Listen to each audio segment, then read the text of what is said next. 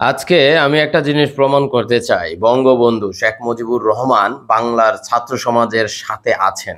কিভাবে আছেন? জাস্ট কথাগুলো শুনুন, তারপর মিলিয়ে নিন বঙ্গবন্ধু শেখ মুজিবুর রহমান ছাত্র সমাজের সাথে কিভাবে আছেন। প্রথম কথাটা, আমরা যখন মরতে শিখেছি তখন কেউ আমাদের দাবাতে পারবে না। আমরা তো মরতে শিখে গেছি। আবু সাইদকে দেখেন, কেউ দমিয়ে রাখতে পারছে?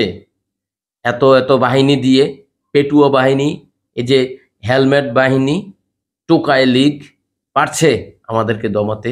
ছাত্ররা মাঠে নামছে, নামবেই, বিজয় সুনিশ্চিত। আরেকটা কথা দেখেন, এবারের সংগ্রাম আমাদের মুক্তির সংগ্রাম, এবারের সংগ্রাম আমাদের স্বাধীনতার সংগ্রাম।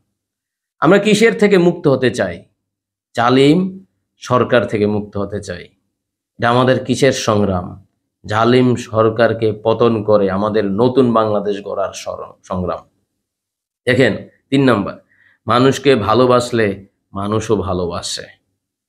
তারপর যদি সামান্য ত্যাগ স্বীকার করেন তবে জনসাধারণ আপনার জন্য জীবন দিতেও পারে।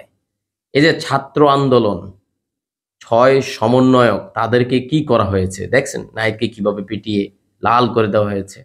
বাকিদের কথা তো বাদ দিলাম, কত ছাত্র মারা গেল ভালোবেসে। মুগ্ধ দেখেন, ভালোবেসে খাওয়াতে গেছে, তাকে কত ভালোবাসা দিয়েছে মানুষ, ভাবা যায়।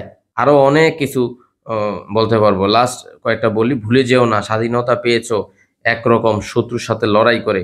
তখন আমরা জানতাম আমাদের ১ নম্বর শত্রু পাকিস্তানের সামরিক বাহিনীর শোষক গোষ্ঠী, কিন্তু এখন শত্রুকে চেনাই কষ্টকর। এখন শত্রুকে চেনাই কষ্টকর। শহীদদের রক্ত বৃথা যায় না। বাংলাদেশ এসেছে, বাংলাদেশ থাকবে। বাংলার মাটি দুর্জয় ঘাঁটি জেনে নিক দুর্বৃত্তরা। বাংলার মাটিতে যুদ্ধ অপরাধীদের বিচার হবেই। বঙ্গবন্ধু একবার, এখন যুদ্ধ অপরাধী ৭১ সালে ছিল, এখন এই ২৪ সালে এসে কারা বাংলাদেশের বিপক্ষে, বাংলাদেশের ধ্বংস করছে, অথবা বাংলাদেশের ছাত্রদের বিপক্ষে ছাত্রদের মারছে কারা?